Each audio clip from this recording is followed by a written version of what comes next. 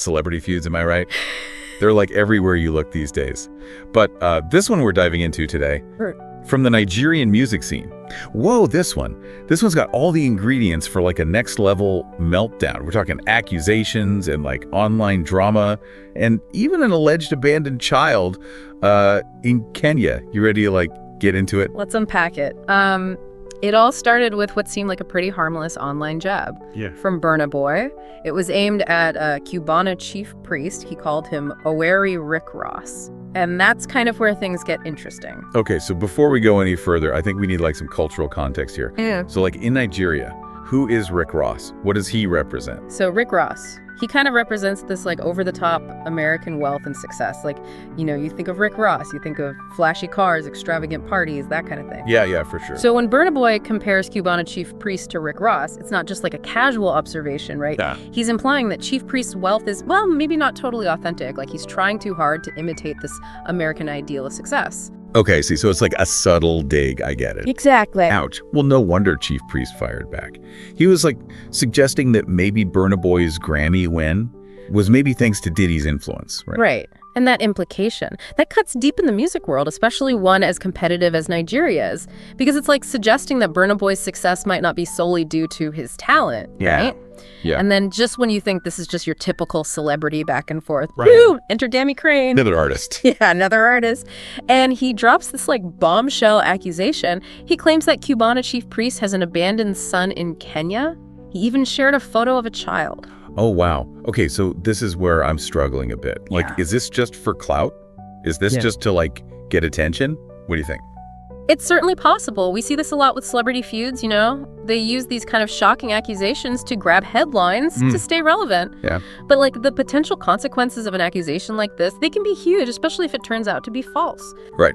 Okay, so we've got Burna Boy, we've got Cubana chief priest, and now we've got Dammy Krane. Yeah. All caught up in this like very public and messy feud. But what I find really interesting is that Burna Boy and Cubana chief priest, they haven't addressed any of this publicly, have they? Nope. Their silence is pretty telling, don't you think? Yeah, for sure. There are a few possibilities here. Like maybe they're trying to avoid fanning the flames, right? Maybe they're hoping that if they just stay quiet, it'll all just like die down. Or maybe their legal teams are advising them to stay quiet. Yeah, that's probably a good idea. It's definitely a high-stakes game of strategy, especially when you've got like millions of people watching your every move. Right. But let's go back for a second to the way that Dammy Krane actually phrased his accusation. He used pidgin English, right? Which is pretty common in Nigeria. Yeah, very common. But it kind of added this raw intensity to the whole situation, didn't it? Absolutely. Pidgin often carries this sense of urgency and authenticity, especially when someone's expressing really strong emotions. It's like he was speaking directly from the heart, no filter. Right. Okay, and then there's the fact that this whole story blew up on Gistmania, which is a website known for, well, let's just say it's sensationalist reporting, which kind of makes you wonder about the story's credibility, especially since the accusation is so serious. Yeah. I mean, Gistmania thrives on drama and gossip, so it's important to like approach the story with a critical eye for sure. Yeah, I agree. And speaking of a critical eye, the comments on that article, oh my God, they're a goldmine. Oh yeah, tell me about it. So there was one commenter who wrote, "No be all pickin' man they collect," which roughly translates to, not all children are meant to be taken care of. Wow. Which is like a pretty shocking statement when you think about it. It is, and it kind of makes you think about some potentially really complex cultural norms surrounding parental responsibility in Nigeria. Because it suggests that, like, in certain circumstances, abandoning a child might actually be viewed as acceptable. Whoa. That's a lot to unpack. And then this other comment, it was directed at Dammy Krane, and it said, "You still go back to prison. What's that all about?" Well, Dammy Krane, he has had some legal issues in the past. Oh, right. So this comment is like implying that, you know, maybe he's using the situation for his own gain, trying to stay relevant, maybe even like trying to drag Burna Boy down with him. Okay, so let me just recap here. Because we've got this explosive mix of celebrity ego, social media drama, and this really serious but totally unverified accusation. And to make things even more complicated, the whole thing is unfolding on a platform that's known for, let's just say it's known for its loose relationship with the truth. Exactly, and that's what makes this whole situation so fascinating, because we're dealing with all these layers of complexity, from the cultural context of the insults to like the motivations of those involved, and the role of social media, of course, is just amplifying everything. Yeah, it's a lot. And I think it really makes you think about the power and responsibility that comes with having a platform. Right. These guys have millions of followers. Hanging on their every word. And social media has just completely changed the game, hasn't it? Like in the past, a celebrity feud might have played out in the tabloids, but now it's all happening in real time for the whole world to see. That's true. And it's not just about the celebrities involved either, right? Like there's this alleged child in Kenya caught in the middle of all of this. Yeah, and that's the part that really gets to me. Whether the accusation is true or not, this child's life is being like discussed and debated online. It really highlights the ethical implications of using social media to air personal grievances, doesn't it? It does. It's a tricky balance though, isn't it? Because on the one hand, social media gives people a voice, right? It gives them a platform to speak out against injustice. But then on the other hand, it can be used to spread misinformation and rumors. And that can have devastating consequences. Absolutely. And in this case, we're seeing how quickly things can spiral out of control. A simple comment can escalate into this full-blown scandal, and it's hard to predict what the fallout's going to be. Right. It feels like we're witnessing a cultural shift. Like this whole situation, it's playing out against this backdrop of a changing Nigeria, where wealth and status and social media influence are just becoming more and more intertwined. You're absolutely right. And that makes this feud even more fascinating to analyze, I think, because it's not just about these three individuals. It's a reflection of like larger societal trends and anxieties. That's a really good point. Okay, so let's go back to the silence from Burna Boy and Cubana chief priest. If you were advising them, what would you tell them to do? That's a tough one. It really depends on like their overall strategy and what they're hoping to achieve. Staying silent, it could be seen as a way to protect their reputation, hoping the story will just kind of fade away. But ignoring it completely could also backfire though, right? Because people might interpret their silence as an admission of guilt. Exactly. And in the court of public opinion, perception is everything. Then again, responding directly could just pour fuel on the fire, give the accusations even more oxygen. So it's like a lose-lose situation. Not necessarily. I think there might be a middle ground, maybe like a carefully crafted statement, acknowledging the situation, but without engaging in a back and forth. Oh, interesting. So like a way to control the narrative without adding to the drama. Right. But even if they do respond, will it be enough to like quell the rumors and the speculation? That's the million-dollar question. We live in a world where information spreads so fast. And it's really hard to contain a narrative once it's out there. Yeah. Especially when you have platforms like Gistmania that seem to just thrive on this kind of drama. Right. They cater to an audience that's just hungry for gossip and scandal. And they're not always concerned with the accuracy of the information they're spreading. For sure. And the comments sections on these articles are like a whole other ecosystem. We've already talked about the comment about parental responsibility, but there were others that really stood out to me. Oh, absolutely. The comment sections can be like a fascinating window into public opinion, but they can also be a breeding ground for misinformation and hate speech. Like that comment directed at Dammy Krane. You will still go back to prison. It feels like more than just a casual jab, There's real animosity there. There is. It definitely speaks to the level of distrust and animosity surrounding this whole situation. And it raises questions about Dammy Crane's motivations as well. Like, is he genuinely concerned about this alleged child? Or is he exploiting the situation for his own benefit? It's hard to say for sure, but regardless of his intentions, he's brought something really serious to light. And even if the accusation is false, it forces us to confront some uncomfortable truths about celebrity culture and the power dynamics that are at play. That's what makes this whole situation so thought-provoking, I think. It's not just a juicy piece of gossip, It's a window into the complexities of modern society, the good, the bad, and the ugly. Yeah, I like that. It really makes you think about what this all means for the future of celebrity culture, doesn't it? Yeah. Like, will we see more of these public feuds with accusations flying back and forth? It's a good question. I think it's inevitable, unfortunately. Social media just incentivizes this kind of behavior. Yeah. The more outrageous the claim, the more attention it gets. And attention translates to influence and ultimately money. Right.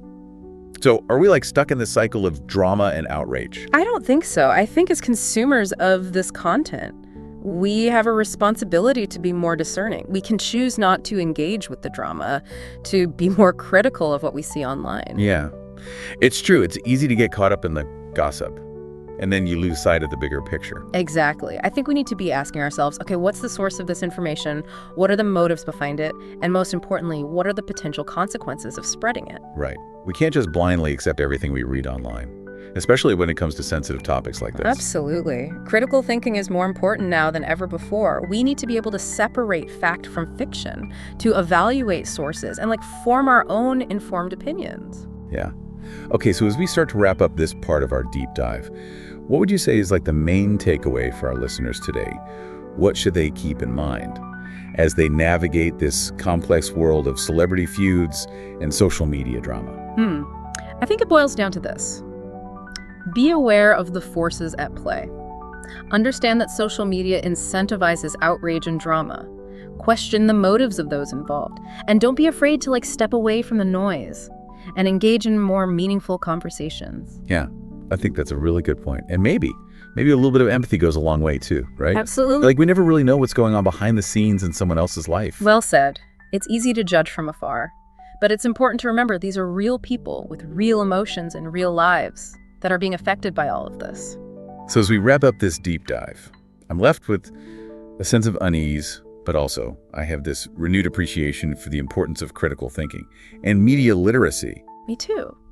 It's a reminder that we all have a role to play in shaping the online landscape. We can choose to be part of the problem, or we can choose to be part of the solution. And on that note, we'll leave you with this thought. The next time you encounter a story like this, don't just take it at face value, okay? Dig a little deeper, ask questions. And remember, there's often more to the story than meets the eye. Absolutely. And until we hear from Burna Boy, or Cubana Chief Priest, or Dammy Krane themselves, I think we can only speculate about what truly transpired. But this deep dive, it's given us a glimpse into the power dynamics, the cultural nuances, and the ethical dilemmas that shape the world of celebrity and social media. Yeah, it really has. Thanks for joining us on this fascinating journey. We'll be back soon with another deep dive into a topic that's sure to spark your curiosity. Until then, stay informed, stay engaged, and most importantly, stay curious. Yeah, it's a lot to think about. So back to the silence from Burna Boy and Cubana Chief Priest. What do you make of it? Well, it depends. If you were advising them, what would you say? That's a good question. It's tricky, right? Because staying silent could be seen as trying to protect their reputation, just hoping the story will kind of fade away. Right. But then ignoring it completely could also backfire, couldn't it? People might interpret their silence as an admission of guilt. Yeah, exactly. And in the court of public opinion, perception is everything. True. But then on the other hand, responding directly could just make things worse, right? It could pour fuel on the fire. Right. It could give the accusations even more oxygen. So it's a lose-lose. Not necessarily. I think there might be a middle ground, maybe a carefully crafted statement, acknowledging the situation, but without engaging in a back and forth. Oh, interesting. So a way to control the narrative without adding to the drama. Exactly. Okay, I see. But even if they do respond, do you think it'll be enough to actually quell the rumors and the speculation? That's the million-dollar question. I mean, we live in a world where information spreads so fast. And once a narrative is out there, it's really hard to contain. Yeah, that's true. Especially when you have platforms like Gistmania, which, well, they seem to thrive on this kind of drama. Yeah. Gistmania, they cater to an audience that's hungry for gossip and scandal. And they're not always concerned with the accuracy of the information they're spreading. Right. And the comments sections on those articles, oh my God, it's a whole other ecosystem. We talked about the comment about parental responsibility. Yeah. But there were others that I thought were really interesting. Oh, for sure. The comment sections can be a fascinating window into public opinion, but they can also be a breeding ground for misinformation and hate speech. Right. Like that comment directed at Dammy Krane, "You will still go back to prison." Yeah. It just felt like more than a casual jab, Yeah, I agree. There's some real animosity there. There is. It definitely speaks to the level of distrust surrounding this whole situation, and it also makes you question Dammy Crane's motives. Is he genuinely concerned about this child, or is he trying to exploit the situation for his own benefit? Right. That's a good question. I mean, it's hard to say for sure what his intentions are, but regardless, he's brought up something really serious. And even if the accusation isn't true, it forces us to confront some uncomfortable truths about celebrity culture and the power dynamics that are at play. Absolutely. That's what I think makes this whole situation so fascinating. It's not just some juicy piece of gossip. It's a window into the complexities of modern society, the good, the bad, and the ugly. I like that. Yeah, it really is a fascinating case study. It kind of makes you wonder, though, what does this mean for the future of celebrity culture? Are we going to see more of these public feuds with accusations flying back and forth? I think it's inevitable, unfortunately. Social media just incentivizes that kind of behavior. How so? Well, think about it. The more outrageous the claim, the more attention it gets. And attention, well, that translates to influence. And influence translates to money. So we're stuck in this cycle of drama and outrage. Not necessarily. I mean, as consumers of this content, we have a responsibility to be more discerning. We can choose not to engage with the drama. We can be more critical of what we see online. That's a good point. It's so easy to get caught up in the gossip. Right. And then you kind of lose sight of the bigger picture. Exactly. I think we need to be asking ourselves some questions okay, what's the source of this information? What are the motives behind it? And most importantly, what are the potential consequences of spreading it? Right. We can't just blindly believe everything we read online, especially when it comes to sensitive topics like this. Absolutely. Critical thinking is so important these days. We need to be able to separate fact from fiction. Yeah. To evaluate sources, and form our own informed opinions. Yeah, I agree. So as we wrap up our deep dive into this crazy feud, what would you say is the main takeaway for our listeners? I think it boils down to this. Just be aware of the forces at play. Understand that social media really incentivizes outrage and drama. Question the motives of those involved, and don't be afraid to step away from all the noise. Engage in more meaningful conversations. Yeah, that's good advice. And you know what? Maybe a little bit of empathy goes a long way, too. Oh, absolutely. I mean, we never really know what's going on behind the scenes in someone else's life, right? So true. It's easy to judge from afar, but it's important to remember these are real people with real emotions and real lives that are being affected by this stuff. Right. Well, I've got to say, as we wrap up this deep dive, I'm left with a sense of unease, but also I have a new appreciation for the importance of critical thinking and media literacy. Me too. It's a good reminder that we all play a role in shaping the online landscape. We can be part of the problem, or we can choose to be part of the solution. And on that note, I think we'll leave our listeners with this final thought. The next time you come across a story like this, don't just take it at face value. Dig a little deeper, okay? Ask questions. And remember, there's often more to the story than meets the eye. Couldn't have said it better myself. Well, that's all the time we have for today. Thanks for joining us on this wild ride. We'll be back soon with another deep dive into a topic that's sure to get you thinking. Until then, stay informed, stay engaged, and most importantly, stay curious.